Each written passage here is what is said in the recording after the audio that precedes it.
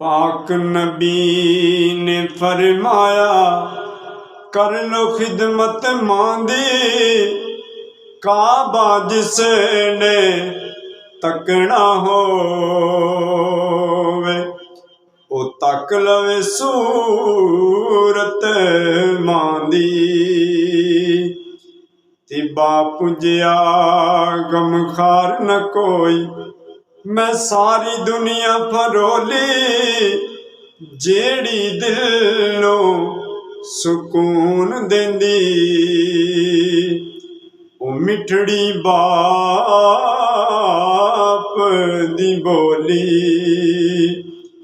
ते बेअदबी जिन्ने मां दी कीती, कख नहीं रहना ओदे पल्ले, क्योंकि रब ने रख छड़ी जन्नत मां दिया पैरां थले। उच्चियां लम्मियां लाल खजूरां कणियां जिन्हां दियां छावां, एक बार जे टुर जावण फेर नी लभदियां मावां।